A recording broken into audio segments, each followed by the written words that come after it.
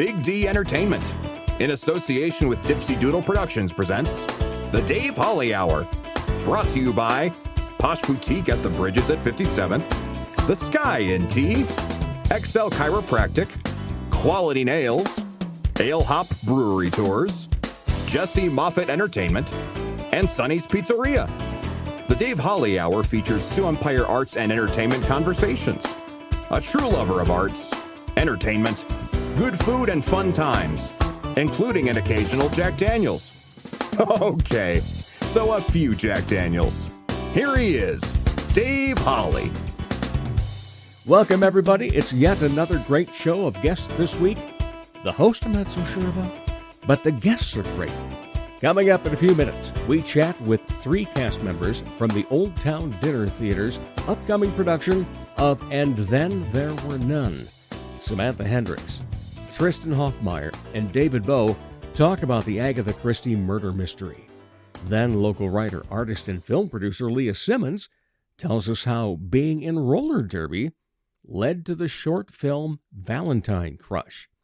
Plus, we'll give away the coveted weekly honorable mention, as well as draw for this week's winner of Pizza with a Podcaster. But first, let's pop the cork on this bubbly.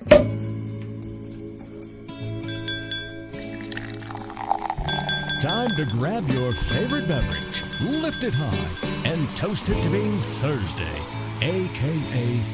Weekend Eve. Hey, the weekend isn't around the corner, it's here! So long, hump day and your frumpy way. We say hello to Thursdays with opening nights. The weekend is near and we can see the bright lights. Yes, Thursday, you're so hearty, we can't wait for Friday, so a day early, we start the party. Wherever you are, whatever happens to be in a glass, a mug, a tumbler, a flute, or anything along that line, lift them up to my friend, Matt Morrison. Matt's full-time job is as a pastor, an associate pastor at Asbury Methodist Church in Sioux Falls. You might have seen him or heard him here because Matt and his wife Amy are the great duo Two White Squares. Matt also plays in the band, sometimes acts and sings as well for Goodnight Theater Collective. And then he also happens to play a number of instruments in Midtown Coffee Radio Hour. All around great musician, all around great human being. Happy 50th birthday and welcome to the Half Century Club, Matt Morrison. The Weekend Eve Toast has been brought to you by Ale Hop Brewery Tours.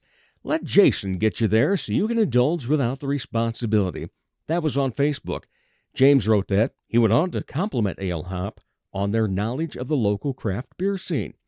No matter what brewery in Sioux Falls is your favorite, Ale Hop Brewery Tours gets you and your friends there in a really cool van. All you have to do, enjoy the beer, or if you're going to that one distillery in town too, the spirits.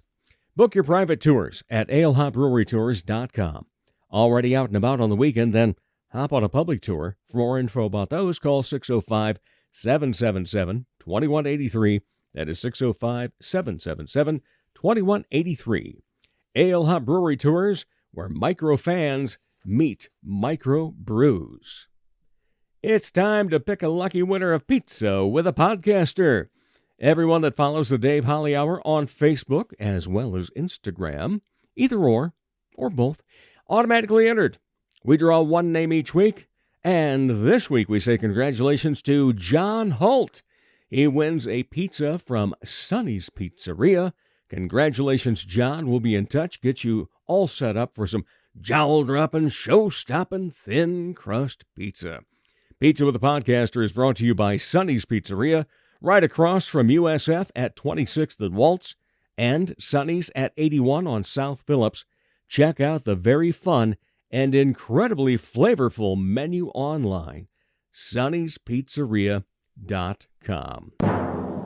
Honorable mention.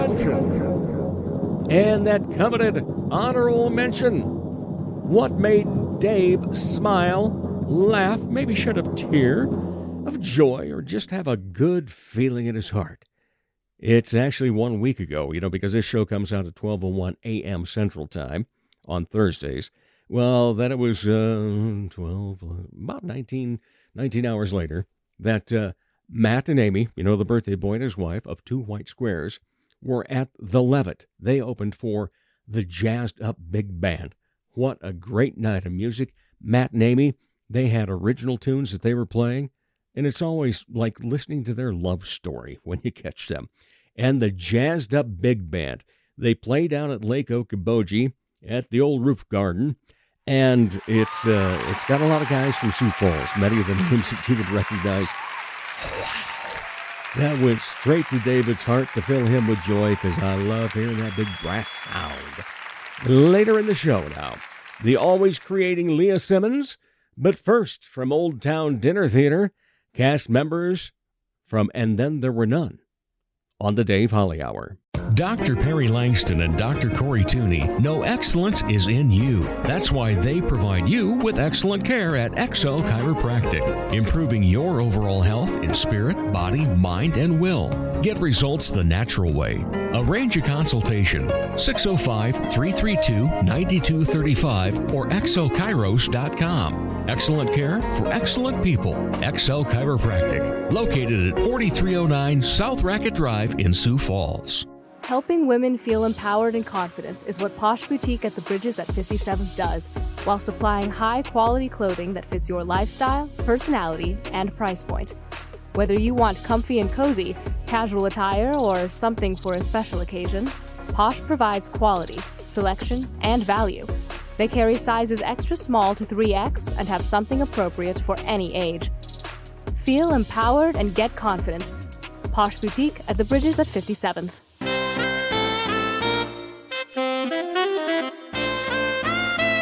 Time for more arts and entertainment talk on the Dave Holly Hour.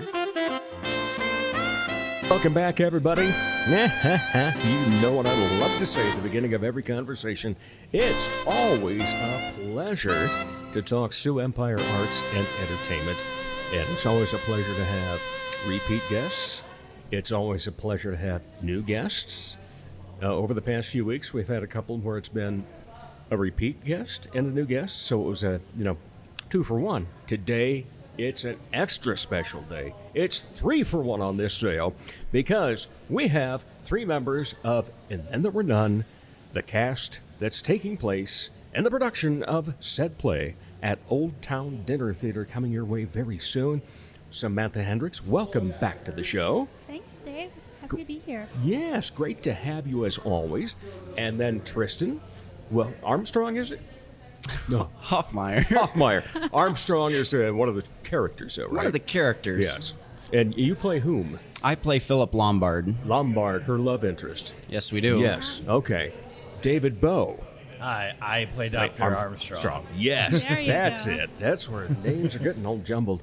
Because my wife likes to say, if there's more than 3 things you got to know, you got to write it down. Winging it's always a little good. Oh, it is. It's a lot of good for me. That's how I make a living. All right, so it is coming up very soon. So, Samantha, tell us what you enjoy about this particular production and why you wanted to be in it. Well, I love Agatha Christie. A big fan of murder mysteries in general. So I had originally, the first show that I auditioned for upon breaking my hiatus after having kids was Murder on the Orient Express. So when another Agatha Christie came up, I couldn't resist. I'm super excited to have such a big cast this time. Mm-hmm. It's an opportunity to work with a lot of people that I've been wanting to work with, so we're having a great time. And also a leading lady, a romantic role for you. Yeah, there's only so much time for romance when there's a murderer involved, but it's a little bit of a romance going on, yeah. Okay. All right. So, I'm so looking forward to talking to you, because I've never talked to you before. I First know. time Very we've exciting. ever met. So, because you also just came, when I had Samantha on last time, she talked about having been out of theater for about 13 years. You've been out about 5 or so, right? Correct. All right. So what made you say, this is the time to jump back in? Well, truthfully, one of my friends that I was in a few productions in high school with reached out to me, and I hadn't talked to her for a little bit of a break there, and she's like, hey, there's some auditions going on down at the Olde Towne Dinner Theatre. It's like, you want to come audition with me? It's like, sure, that'd be fun to even audition with. I didn't have any expectations of getting a part or anything. I just thought it'd be fun to dip back into that experience there, and boom, I got a call. Hey, would you want one of the leading roles? It's like, okay, sure, yeah. And you were telling me beforehand, really, it was back in high school, that age time that you had acted last. Yep. That was, I think, probably my last show, I believe, was All My Sons in high school, at Roosevelt High School. All right. But you, in that time, had acted with David Bowe. Yep, we had... at the Orpheum, right? We were been in the Treasure Island in, I think it was like 2016 or something like that. I played Jemmy Rathbone, one of the pirates to get killed off right away early on in the show, but it was a lot of fun. Well, and David Bowe, it's always a pleasure to see you, my friend. Yes. And I just saw you a few nights ago, and, okay, closed circuit. The man mixes a really good Jack Daniels Diet Coke with a lime. Oh, yeah, good to see you again, Dave. And, of course, the Bowe family is pretty well known for their acting chops around here. Your brother being, big man there. But what made you decide, I just got to be in more stuff? I know you've also done some tech stuff in the past and everything, but what made you decide that this time you wanted to be back on the stage? I had kind of, a few years ago, I had a hiatus from acting. After I did Peter and the Starcatcher with the Orpheum, I kind of dove into bartending, and I worked at Minnehaha Country Club for a while, and then just kind of missed theater. And then one day I woke up from a nap before I had to go to work and got a call from my brother, and he offered me a role in Wife Begins at 40, and my love affair came back. Yeah. Yeah, that bartending thing, if you're doing night shifts, can interrupt a lot of rehearsals and performances, can't it? Oh, yeah, absolutely. Well, glad that you have made your way back. So all of you had at some point taken a break and so forth. What's it feel like, Tristan, to be in this cast, somebody you've acted with before, but here you are acting with Samantha for the first time? It was a little nervous kind of jumping right back in for me, but truthfully, the theater community is just so open and accepting as that I found my feet pretty quick once I got back into the swing of things. All right, and off book now, aren't you? Correct? We are. We're off book. We are doing full show runs, so every time we show up, we do the entire thing all the way through, and we're just working out the kinks and getting everybody's, final products together at this point. And when is opening night? September 9th. All right, yeah, we are not far away. I regrettably will miss the opening night because I'm hosting trivia somewhere. However, the good news for you is that I'm now a season ticket holder at Olde Towne Dinner Theatre. I'm so excited about that. We even got our own special table that we like so much. So we're really looking forward to this. So let's take it from you, David, because you have been in this show before. Yes, and I have. You're playing a different character this time. First of all, tell us the differences between the two characters, and then tell us how you like to see it from people that haven't been in the show before. Well, the last time I was in the show, I was Rogers, the butler or kind of wait staff or helping staff, and he's much different from Dr. Armstrong. Rogers is kind of going through the motions for most of the show. He's kind of very, my take on him at least was kind of more prim and proper butler, kind of dry humor. Dr. Armstrong is a little bit more nervous, more erratic. He tries to be calm and cool, but kind of loses his shit. And yes, he can say this. This is a podcast. The FCC does not control me. I'm the only one that edits anything, and I'm lazy. I hardly ever do that. So what do you think about the cast that you're in at this point? What have you been noticing? I've been noticing it's been kind of different seeing the different takes from the different people, because it's like I had that whole view from last time, and like his take on Lombard is way different from Mike Haddikins, who played Lombard last time. and seeing Devin Bessart play Blore is wildly different, considering the last time we did it, my brother was Blore, and their take on the character are like kind of a 180 from each other. And how does your brother take that then? He's kind of said that sometimes he's like, do I just not like the line delivery this time, or because I didn't deliver it that way? And he kind of said on Sunday that it was a little bit different than what he had expected. Samantha, how have you felt about everything so far? You said it was going good. You're off book. You're doing the full show runs at this point. What do you enjoy about this, though? It's just a really fun group of people. I mean, we are definitely male heavy in this cast. It's 7 guys, 4 girls? Is that right? So we have there's a lot of days where I'm just hanging out with the guys. There were before we started doing full show run. Those rehearsals are always a little bit crazier. The boys are very silly when they're all together. So those runs have been the most fun for me. As you know, it's just a different kind of vibe. I'm used to a lot of my shows being really girl heavy. So it's been very different. It's been a really fun mix. Right, and 11 total then from the cast. It's a huge cast compared to what I've been doing. You know, for a relatively small theater, it does have a decent stage size at least. But you know, for a relatively small theater, it's fantastic.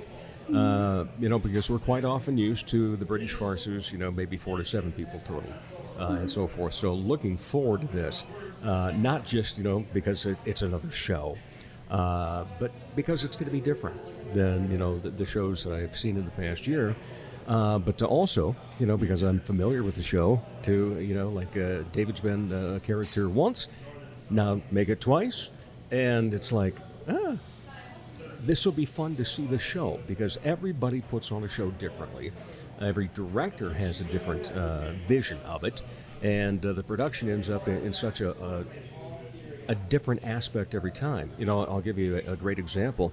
They just finished Cabaret a couple months back at Premier Playhouse, and I had been to that, you know, 25 years ago or whenever it was. And, you know, came out of it that time, life is a cab, you know, you're just singing and so forth. Whereas this one hit the heavy shit. You know, it went straight to the heart of what this whole story was about. And, you know, you went out and going, wow, that was dynamic, wasn't it? Yeah, so you do get a different vibe no matter what. And obviously, you know, all of you feel that and so forth. So, Tristan, what's it been like for you to work with the director? Oh, it's been a lot different than some of the other people I've worked with. He's got a really calm and chill vibe, and it's nothing like too overly serious. Like some people get like super nitpicky about like every little thing, especially like right at the beginning. And it's been a really nice kind of constructive process, I would say. He hasn't been micromanaging as a director. Right. It's like he kind of lets things go, and then, you know, he'll give a few pointers there, and you kind of tweak it as you go along. And it's been a refreshing change to some performances I've been in. Has that also led to some openness with you then, with him, to say, hey, John, what if I did this? Yeah, I feel like there's just been a lot more of that opportunity to try things than... And it's like, we're just going to go through, and this is how someone wants it done. Yeah. I'm going to ask you, because, you know, these two already are familiar with Olde Towne pretty well. But are you set for the big run? Set for the big run? You know, some places around here, it's 2 or 3 performances. But, you know, you got a whole bunch of weekends ahead of you. Well, it's a little bit of a commitment, but it's something you wouldn't have gotten into if you weren't ready to take that on there. And I'm kind of excited to just jump right back into it. So excellent. Glad to hear that. What got you interested in acting in the first place? Well, I was in elementary school. I went to All City Elementary, and they did a musical every year. Grades K through 3rd grade were always part of like the choir. They sang the songs and stuff. And then once you got into 4th and 5th grade, they started casting people. You got parts and stuff. And my first role was the Rat King in the Pied Piper. And that was actually the role that I put down that I wanted. So it was just a really fun experience to kind of jump into. You're kind of forced to try, but I ended up really enjoying it and kind of... when I had that experience in grade school, I happened to be chubby, so I got chosen as one of the 3 little pigs. Didn't go back to choir for a long time. David, did you have any chance of not acting in your family? I mean, I could have, but it's like when John started, he was young. Like he was pretty young when he started, and my first experience with theater was I was very, very young. The first few shows I tried out for didn't make. It hit me real hard, like almost like crying as a little kid, and then finally broke through. Finally got a role, and never looked back. Hey, I'm almost 60 and I still cry when I don't get a role. Don't ask my husband what happens when I don't get cast. There's a lot of moping for about a day. Oh, moping. That's a good one. Lots of ice cream and pie. Yeah. There's no pie involved. Cake? Only if I really want to bake one. Oh, okay. But you're probably too upset to bake. I guess it depends on how sad I am. Okay, all right. We can go with that then. What do you think is most important to convey in your characters, Samantha? Sorry, what was that? What do you think is most important to convey to the audience in your character? Well, Vera Claythorne is very complicated as far as a character for me. I've played a lot of comedy and musicals, so this is my first drama, I think ever. So she's got a lot of, I'll just say, guilt over decisions she's made in the past or the way circumstances have happened around her in the past. And she's got a lot of burden on how she carries herself. She's very calm, very collected. She's got a very even-keeled personality as the show starts. But then you kind of see some of her past trauma starts to break through, and you sort of see how the circumstances of Soldier Island are wearing on her, and how her calm facade is starting to melt away. So I think just seeing the very human elements of breaking down under all of that stress is what my favorite part has been about her. Okay, Tristan, what about you? What do you enjoy about your character? What do you think that you need to make sure the audience walks away with from this? Oh, the way I take my character is a big part of his past, and part of the reason he's invited to the island along with everybody else is kind of shaped his personality into being a little sarcastic, a little snide, little unmoving with people, but it's kind of loose and fun, and it's a nice little bit more serious than a lot of my past roles. I've done a lot of the comedic relief and stuff in the past, so it's nice to kind of dip your toes into something a little different. Yeah. Okay, David, you already talked a little bit about it, the difference between last time and this time with the characters, but in terms of what you hope the audience gets out of your character. Well, as the show starts, he is kind of calm, but as the events unfold, you can kind of see he's losing his nerve, which is kind of funny because he's a nerve doctor, or I guess rather than funny, it's more ironic. You're right, yeah. What did you have to learn to play this part? I had to look up different how to portray anxiety and just different I would say different emotions like fear and sadness and things and trying to find that fine-tuned threshold of not being over dramatic and campy, because I mean there's certainly an opportunity with this show to do that with some of the lines and the way some of it's written. You could definitely do a campy version of it if you wanted, but I'm glad that we're not. As much fun as it would be. Yeah, right? But that brings up an interesting point. We've never really talked about it on this show before. It's the fact that you do have to be careful that it doesn't go overboard, but yet it still has to be projected to the back row. Yeah. And to get that, because anybody in the front row is going to be able, obviously, to see your facial emotions better than the back row. But you still have to make sure that back row is going, oh, wow, boy, did you see his face when he was doing that? So that's a different trick, isn't it? Yeah, I mean, there's a lot of things that I do that I feel like are maybe a little too subtle. I'm going to have to ask John to stand in the back and see if he can really tell what I'm emoting as we fine-tune this. But there's a lot of times where I'm silent, kind of taking everything in, but reacting.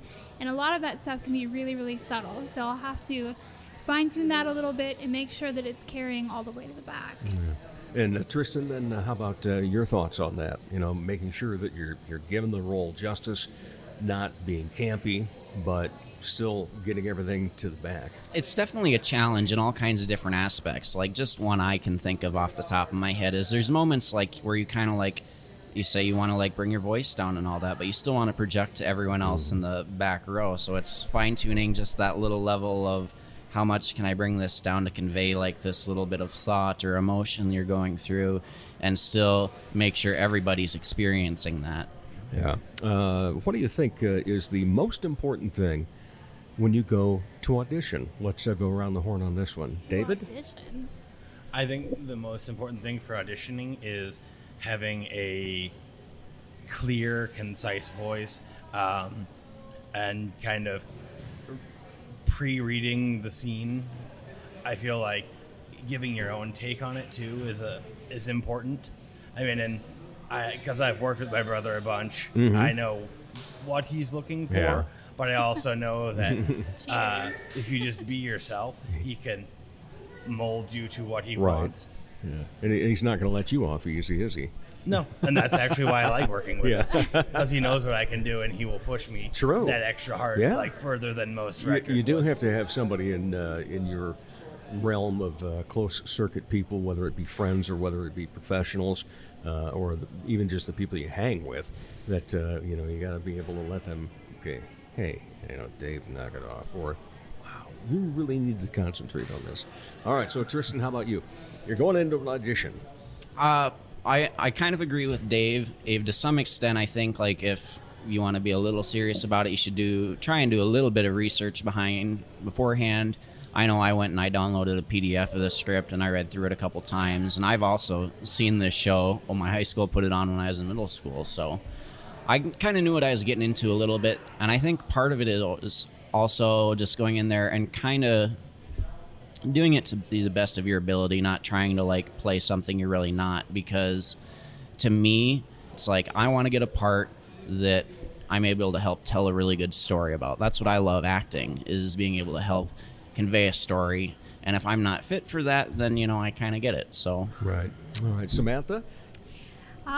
Well, I guess a lot of the times I just feel like you have to go in there confident that you can do the job. Because if you're not portraying that confidence, that vibe that you really have this under control, I don't think you're going to sell it to your director. Obviously, you have to actually be able to back that up at some point. But being able to go in there feeling good about what you're bringing to the table is really important. And is this the part you auditioned for? It is. I wrote down, I will take anything. That's what I wrote down. But I would prefer Theoric Laythorne.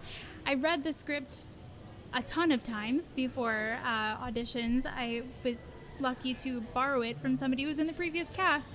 It was really nice of her to let me see it beforehand. I didn't know it was online, so that would have been helpful to know. But yeah, I prepared for what I wanted to go in there for. I read everybody that they could conceivably cast as female, because they don't always cast straight to the role that they're written as. For example, we have Miss Marston instead of Mr. Marston. So we have a woman playing a traditionally male role. So I just did as much prep as I could for anybody that could conceivably be played by a girl. All right. We have come to that time where I get to ask a couple of questions of each of you that I love to finish all conversations with. Quite often, the second one is already answered by your first one. David, you're going to go second. Samantha, you're going to go last because you already have been through this gig. All right. The newcomer, Tristan. All right.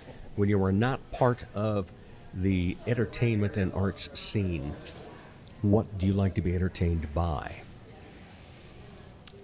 Film's a big thing for me. I'm always sitting and streaming something when I have the time. I grew up without a lot of cable or internet, so we rented movies and stuff a lot. Big part of my personality. I like to go to the gym. I like to work out, I haven't had a lot of time for that lately, unfortunately, but hoping to get back into it eventually. I like to go kind of cruise around, but with gas prices, that's kind of off the table right now, too. But you did buy a motorcycle. But I did buy a motorcycle, so we've been doing it a little bit there. So what does a 40-year-old Honda go for? The one I bought dirt cheap for like $750. There you go. We had to put like another $1,000 into it, but but it's getting you great gas mileage. It's getting better gas mileage in my car. All right. David, when you're not part of the arts and entertainment scene, what's the entertainment? What do you like to view for art, etc.? A lot of times I will watch movies or TV shows. I also go heavily into creating craft cocktails.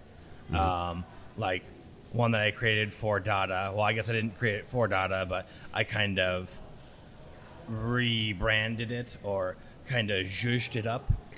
Originally, I was in Calendar Girls at the Orpheum, and some of the girls in the show kept talking about sloe gin. And at that point in time in my bartending career, I had never used sloe gin.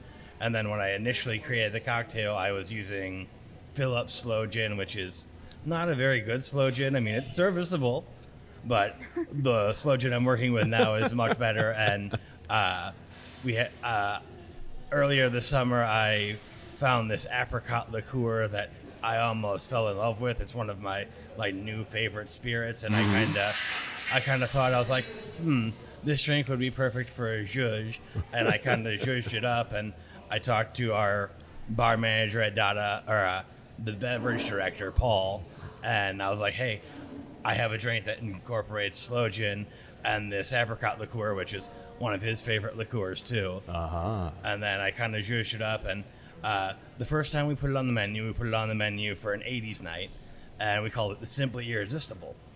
And then I wanted to change it back to the Calendar Girl, and we just finally on Friday got the garnish the way I wanted it. Like we were doing like a lemon twist, like a long lemon twist. Now we have little cutouts of old Calendar Girls, like pinup girls that we flip to the side of the glass. Oh, I love it. Cute. I normally drink Jack Daniel's Diet Coke with a lime, as you well know. But you're welcome. Yeah. That's why you got a big tip on that one too. I will probably just have to try that just for that. And I love vintage Calendar Girls anyway. So yeah. Well, the nice thing about the cocktail, you get a souvenir. You get your little exactly. Girl. Yes, I love it. Any other hobbies then? Sometimes I work out. I do like reading history, and I like learning a lot. Also, because I am an EA for my normal job, so I really like helping the kids. Yeah. And sometimes my experiences will help them, but also sometimes having these different ideas can help foster their ideas, or I can help mold them to make them more successful. All right, fantastic. Hello, Samantha. Hi. I think we've discussed the fact that I don't have free time. Because you have children. Because I have children. Most of the people in the show do not have any little people living in their house, so they have all kinds of cool, interesting things that they do. I teach full-time, homeschool for 3 kids, and run a homeschool co-op most of the time, although I don't know if I'm going to do that this year because that might make me crazy. Extra stuff to do. I spend as much time as I can in the theater. I don't have a lot of time to to do anything fun other than theater. So basically, if I want to do anything fun, I have to leave my house. No, you just say, hey, Dave, can we be on the podcast again? Yeah, I sometimes do that too. Okay, so in my defense, my career was in marketing. So I'm a real go-getter. There you I go. can't help it. All right. Hey, before we say goodbye, I always want to give a shout out to let people know that we've recorded this conversation at The Source downtown on North Phillips. And one of the reasons is because they happen to be open on Sundays. And getting a group like you together on a Sunday is, it takes a little bit of logistics and so forth. Plus, it's got to work into what I have available when I'm not working full-time at something. But today especially, you heard the clank of the dishes or whatever fell over there. But right behind us, there's, 2, 4, 6. Or there were 6. I think there's 5 sitting there right now. And as I was setting up, I could hear them talking about parts of the body that I've had operated or taken out and replaced by plastic, things like that. And so I went over and said, okay, if I give you a shout out, I have to know. I said, are you, med students, pre-med students, nursing students, sports medicine and so forth? They're PAs. It's their first year at USD, and they're all becoming physician's assistants. So, learning lines doesn't seem so bad now, does it? All right. Samantha, Tristan, Dave. Yeah, I almost said John for a moment. Oh. Ooh, David. But we give John his due anyway. Thank you all. Appreciate it. And so looking forward to this. Coming up September 9th. Yep. And I will be there, I think, the next night. I can't remember which one I did that time. Because I've got a huge calendar full of events that I need to go to. But I will be there, guaranteed. Well, thank you, Dave. I will laugh the loudest. I will cry the loudest. Whatever emotion you want. Look for that back table, stage right, in the first tier, next to the kitchen door. Got it? Keep our eyes open. Yeah, all right. Thank you all once again. Appreciate it. And we'll be back with more of the Dave Holly Hour in just a moment. Comedy magician and hypnotist Jesse Moffat's right. He can't play the piano, but he can sure entertain crowds with his amazing magic and clever quips. His shows always make the participants the stars, especially when they've fallen asleep on stage. They've been hypnotized. Are you the party planner in your group? Then you owe it to your group to make the event magical, even if it puts you to sleep. Here's how. For booking information, go to Jesse Moffitt Entertainment on Facebook. That's JESSEMOFFITT. Or call 605-929-0964.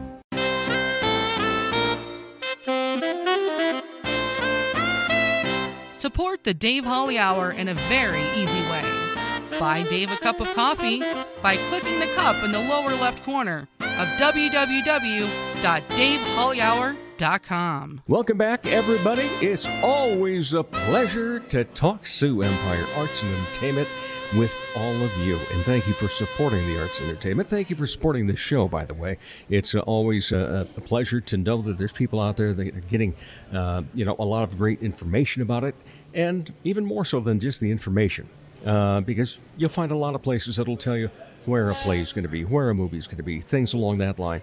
But we want to get to talking about, how it came to be. And that's going to be the case today, because I always like to have new artists on, new creators. And, she and I have known each other for a long time. Yeah. And it's a great thing to have Leah Simmons on the show. How are you? I'm great. Thanks for having me. Oh, my pleasure. Great to have you along, too. And, boy, you just never stop creating, do you? I do whatever it takes to stay out of trouble, and it doesn't always work, but I just amass a lot of projects. Because, just to keep up on your Facebook, it takes a couple hours a night. Yeah. Dedicated, Yes, I always laugh because I'm like, I can't really tell you guys everything I'm doing because I suppose it not. would probably be exhausting. But yes, I'm always creating, painting, writing, getting involved in silly things. Well, let's talk about film first, though, because you have produced a film. Forgive me, I can't think of the title right off the top. Valentine Crush. Valentine Crush. No, it had something to do with the hearts and everything. All right, and that's actually gotten some good reviews. And yes. I can tell that the people that have seen it are enjoying it. Yeah, it was a kind of a passion project. As you probably know, I've been part of the Sioux Falls Roller Dolls for, oh boy, 15 long time, years? Yeah, we did the math with one of the rookies. And they're like, you've actually been on this team for three times as many years as I have. I'm like, oh boy, I'm old.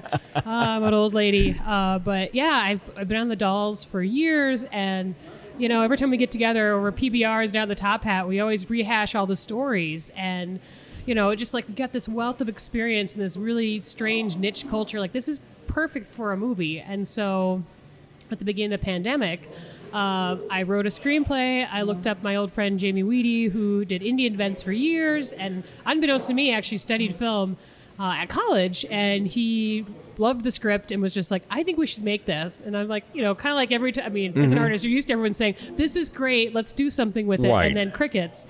And holy smokes, he was serious. And so within 6 months, we put together a production company. We had casting. We had a pre-production budget that was about like 5 Band-Aids. But yeah, we shot it in 8 days here in Sioux Falls and in Wakanda, of all places. And yeah, now it's been touring film festivals since fall of 2021. So. All right. And how do you feel about it? Obviously, you're excited as you talk about it. Yeah. But are you, in some ways, stunned or you know, I never understood the phrase that every movie's a miracle until I went through the process, because, you know, everybody's a critic of movies. You know, you can't go on social media now without somebody nitpicking something. True. And I have such a huge appreciation because film is such a team sport. You know, I had a script, and even as a co-producer, there's a lot of decisions that weren't mine, and there was a ton of changes we made either on the fly because things go wrong, actors come to you with great ideas to change the script, and then just post-production, you can only work with what you have. You know, you can only do reshoots and VO so much to fix things where things fall apart. And so knowing all that, I'm incredibly proud with how it turned out. And there's really no way to express the joy you have when you are in the audience and you know, like, the big scene's coming, you know? I'm looking around in the dark, and I love people's reactions when they're screaming, they're laughing, they're cheering. Like, it's the best feeling in the world because it's like, they get it. They get what I was trying to do. My favorite story, so I have my cousin Annie. She is a doctor, an MD out in Rapid City, and I wanted her to come to the movie. Annie does not like horror movies, and I'm like, it's more of a thriller, you'll be fine. Knowing there's a scene in there.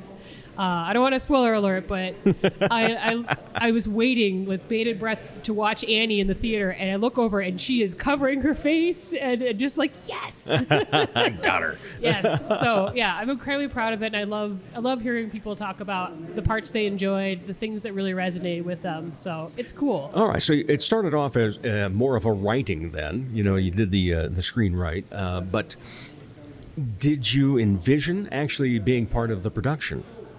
And being able to do so. I mean, I can't even tell you how little I knew about movie making when we got into this. Like, I didn't know formatting, which is fine, but, you know, just I feel like I could have write a book about everything you do wrong with your first movie. Like, hey, don't have crowd scenes, don't have night scenes, don't don't do this all in a pandemic. But yeah. I mean, we all made it work despite all the challenges we had. Yeah, it's still, even just thinking back, I'm like, it's such a Herculean effort, and it was interesting for me to really see where my strengths lied as a producer, because, you know, when you write the script and you hand it off to the director, it's usually, for a lot of screenwriters, that's kind of the end of your involvement with the film. So on the production side, I got to get my hands in everything. I was there with casting callbacks. I was helping our DP to set up lighting. Afterwards, I got all the arduous tasks like doing the subtitles, which is not fun.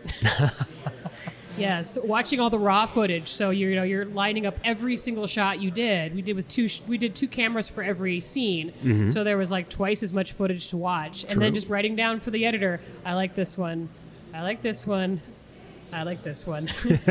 So, like, you know, like, no one wants to see how the sausage is made because it's very boring and tedious. And they might not like seeing what goes into it, too. Well, yeah. Yes. And then, of course, all the decisions you have to make, because it's like, oh, I love this scene, but, you know, the audio is terrible and there's nothing we can do to fix it. You know, even putting music over it didn't save it.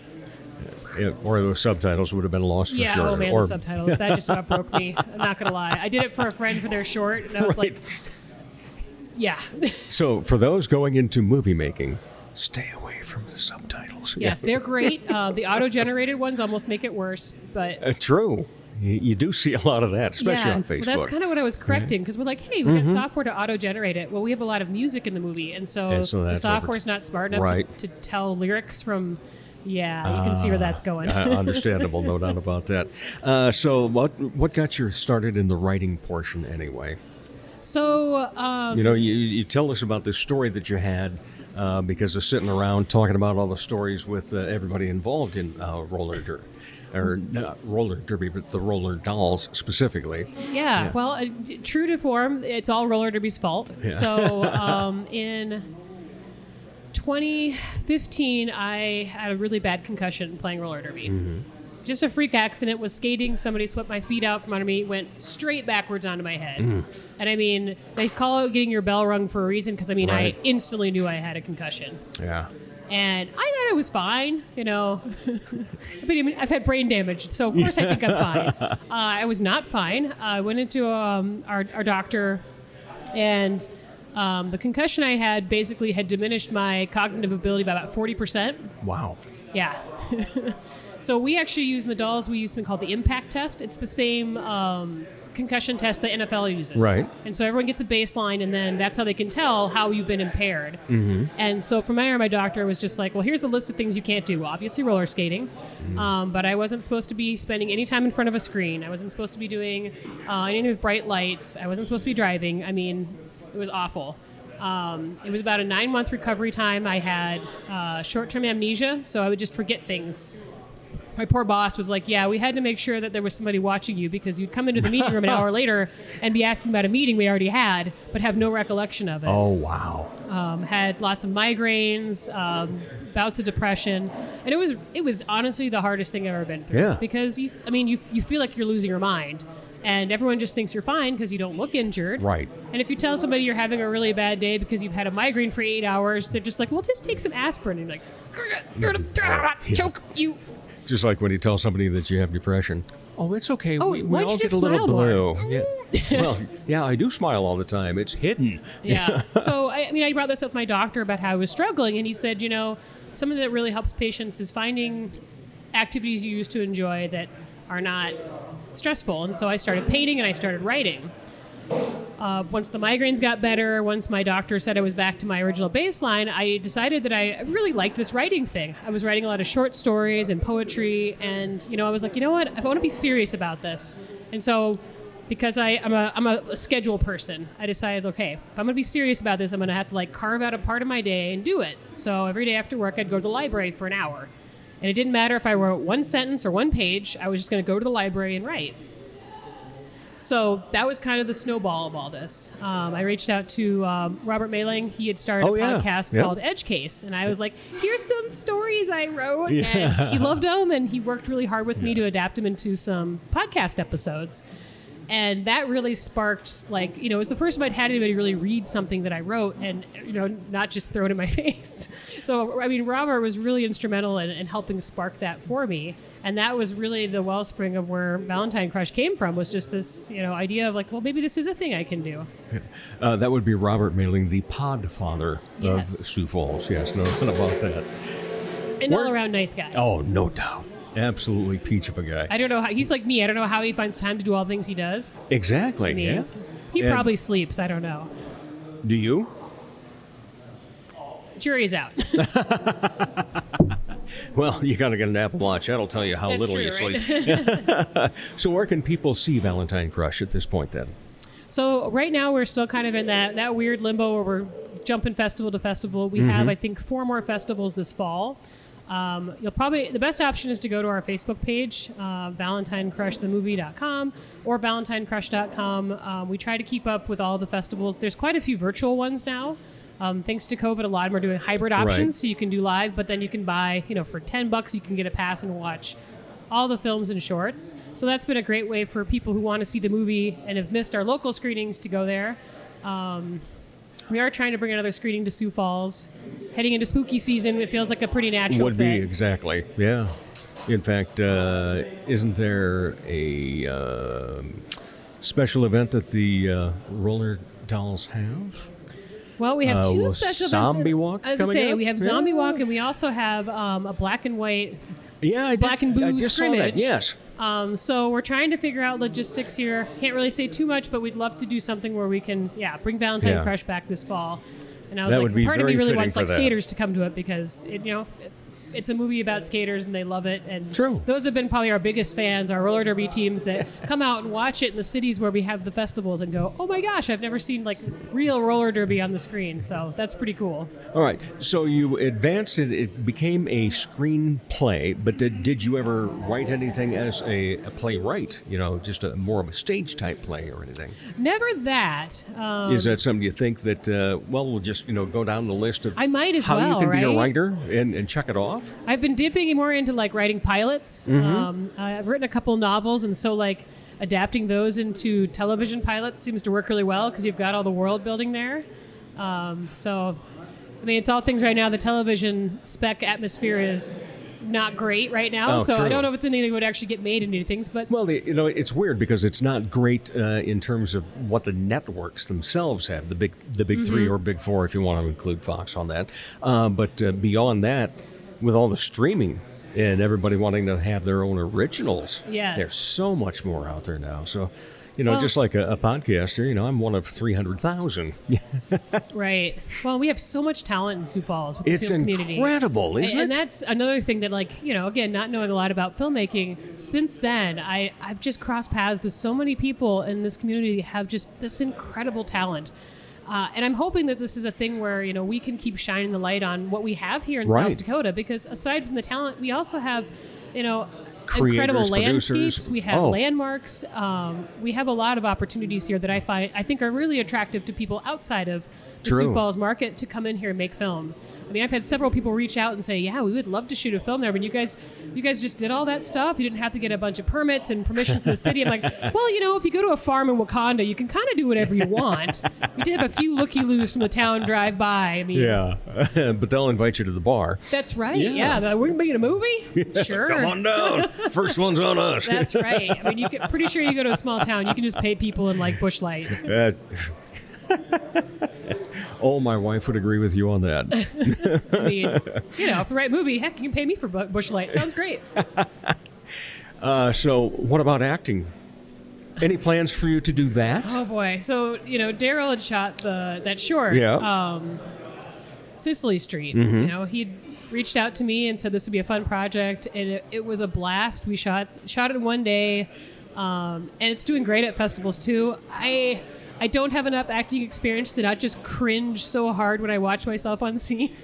So maybe down the line, like I can see why acting is so addictive. Because Right. I'm a big person in tabletop role-playing games. Yeah, and It's just like that with a bunch of people. Like, well, and the other thing is, when it comes to you in terms of your creativity and so forth, it's all passion.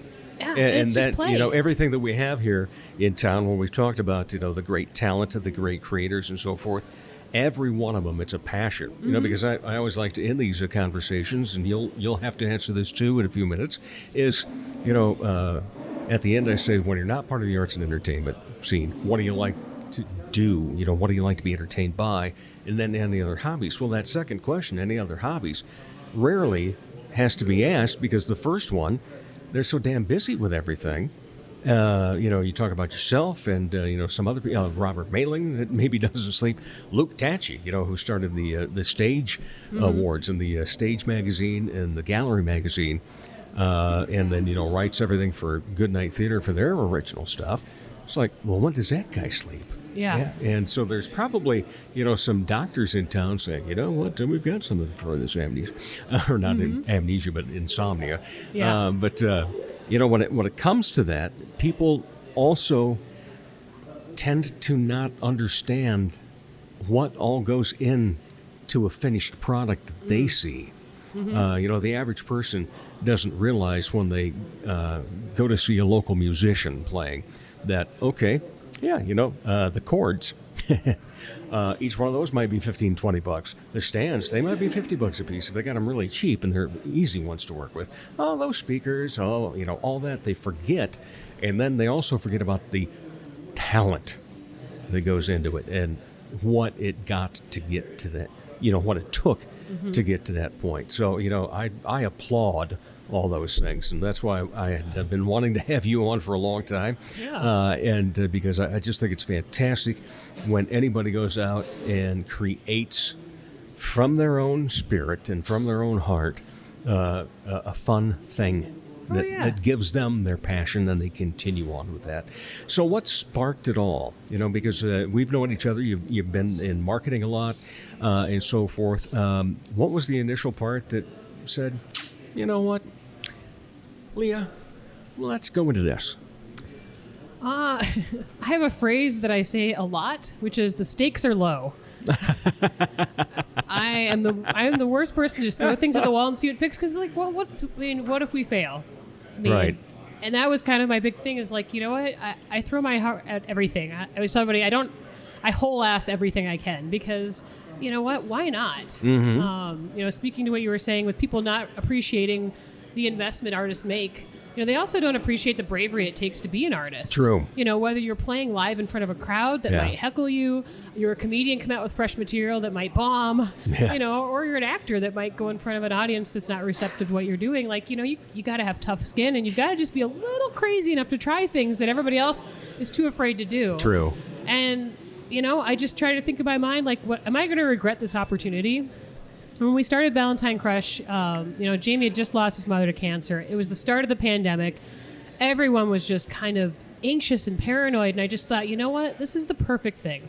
I need someone to throw my heart at, and I need other people to have something exciting to do. And I think that really, we were this big, weird family for the whole week we were shooting it. And everyone, when we get together, you could still get that same energy because, we did this thing together. And it's such a cool experience. It's why I just keep doing this, because I can't wait to do it again. Well, and the other thing is that comes up so often on this show as we talk about is that besides there being so much talent here in Sioux Falls, the arts and entertainment community, while we all want our piece of the pie, isn't cutthroat competition. It's collaboration. And so, you reach out and you say, hey, you want to be part of this? Love to. Or I'll say, hey, you want to be on my podcast? Sure. Well, I'm a little busy right now, but, maybe down the line. Because I still have my original list of people that I wanted to have on the show, which is coming up on 3 years ago now. Congrats. Yeah, thank you. And there's still 35 names on there that I haven't gotten around to because something else comes up. You meet somebody new. You see somebody on stage. You see somebody playing music, and it's like, wow, got to have them on. So, there's so much, and you'll always hear the word family, too, like you just said, that you became a family in that unit. The theater, everybody's got these families that all become their theater family or an extended family and so forth. And, in terms of where we are geographically in the United States, it's perfect for that. Yes. So it is a great neighborly feeling and so forth. But what are you looking to do in the future then? You've got some of the writing. You're doing these pilots and everything. What's on that list? I know obviously we want to sell Valentine Crush for distribution. That gives us proof of concept. It makes it easier for the next investors. I know Jamie and I are already talking. We want to shoot something again. We want to shoot something in Sioux Falls. And everyone we know who was on board said they want to come back. They want to do something bigger and better. So that's at the forefront of my mind. Just trying to, get more feelers out there. I'm querying a novel right now, so I really would love the next year to have my novel published. So fingers crossed. Yeah, wouldn't that be a nice duo? I know, right? Get your distribution on your movie, get a novel published. Get a book deal, just cross all the boxes off. So what's a location in town that you didn't use that you are itching to use as a location for a film? Oh, man. The problem with trying to figure out what I want to do next is like, well, do I want to shoot something that's doable? Or do I want to shoot something that's just like crazy off the wall? Yeah. I'm guessing crazy off the wall for you. If I could. So I've got a contained thriller. It's, probably 5 leads. It could be shot in 2 locations. Probably be a safe bet. Might play well at film festivals. But I'm also working on a queer westerns, which would be incredibly expensive to shoot. But it'd be great because I feel like there's just not enough queer westerns in the world, and this would be a heck of a lot of fun. So, no doubt. Yeah. So yeah, that's where I'm like, this is where I need someone like Jamie to kind of talk me down and be like, well, can we find something that's a middle ground where we can exploit, Right. Everyone always tells me, my Twitter handle is Leah from South Dakota. Mm-hmm. So everyone's like, well, how come you haven't done a Western? Yeah. I'm like, well, I mean, I'm on the farm side of the state. I'm on the metro part. Yeah, we're on the east side. Yeah, we're farmers, not ranchers. But I've got plenty of family out in the Black Hills. I'm like, we could probably take over a place and figure out a way to shoot a Western and get some free horses. I don't know. Get a lot of Busch Latte. So we'll see. I think it'd be a blast no matter what. Or no, they're probably Coors drinkers. That is true. It's probably Coors country out there. Maybe just straight whiskey either. I mean. Oh, true. Yeah. We would find an alcohol that would work to get plenty of cowboys out. Some way that would go. No doubt about that. All right, it has come to that time then, and I gave you the heads up on it. So here we go. All right. When you're not being a creative, what do you like to be entertained by? What do I like to do with my spare time? No. First, the entertainment portion. Okay. What do I like to do for entertainment? Mm-hmm. I mean, like media consumption, or right? Yeah, you love films. Do you love going to plays? Do you like? I love live musical theater. So my BFF from Derby, Magenta. Every year we splurge and we buy the full package of the Washington Pavilion musicals. Oh my! Because we love musicals, and our significant others are indifferent. Okay. So we get dolled up and go out downtown and go to the musicals, and we love it. So I have a 4-year-old at home, so sometimes getting away and going out to theater doesn't happen as much, but that's one of my favorite things to do for entertainment. I just get out. I love, like this time of year, I love when any place that's got a patio where I can sit out there and soak up the sun and have like a craft beer. Like it's wonderful. All right. Any other hobbies then? So we actually just came from mushroom hunting. Last year, my son watched that fantastic fungi mushroom documentary on Netflix, and he's been obsessed with mushrooms. Like he's memorized every different type of mushroom. Wow. He can identify them at 4. So we go hiking, and I bring my camera. We take pictures of the mushrooms, and then we go home and we look up the mushrooms. And last year we made like a little photo book at Christmas, so we'll probably do another one so we can showcase all his mushroom pictures. Volume 2. Yes. So he's really big into mushrooms. So that's, like I said, most of the summer we go mushroom hiking. All right. Leah Simmons, it's been a pleasure. Thank you so much for being on the show. Yeah, thanks for making this work out. And I'm sure you will be on sometime down the road because I have the feeling that a published novel, distribution, things along that line will probably have to have maybe you back some on. mushroom-related gig. I don't know. I'm getting a reputation of being the mushroom lady now on Facebook. That's a character name if I've ever heard one. There we go. Maybe the crossover. Thank you, Leah. Thanks. All right, we'll be back to wrap up the Dave Holly Hour in just a moment. Ladies, when it's time to give your nails some love, get that extra special treatment from Quality Nails on South Minnesota Avenue in Sioux Falls. Manicures and pedicures that look great and make you feel fantastic. Zaya and Tony provide professional care for your hands and feet, whether you just want the basics or an extra special look with added flair. Oh, and guys, it's okay to treat yourself too. Quality Nails. Call for an appointment. 605-334-1463. Sure, they have darts, and you've heard me talk about how ruggedly handsome the trivia host is, but all caps fun never stops at the Sky Lounge and Tea. And fun is best had with your friends enjoying live entertainment, as in live and local. Yeah, the Sky Lounge believes in giving you the best bands, solo artists, and comedians from the area. The Neo Johnsons, Elizabeth Hunstead, Skylar Bolks, as well as many others. And a great staff will make sure you enjoy your fun at the Sky Lounge in Tea, South Dakota. From the Dipsy Doodle Studios at the world headquarters of Big D Entertainment, a 40-square-foot home studio in the middle of America, it's Dave Holly. Thanks again to the great guests that we had this week, Samantha Hendriks, Tristan Hoffmeyer, and David Bowe from Olde Towne Dinner Theatre, and short film writer and producer Leah Simmons. Thanks as well to The Source on North Phillips Avenue.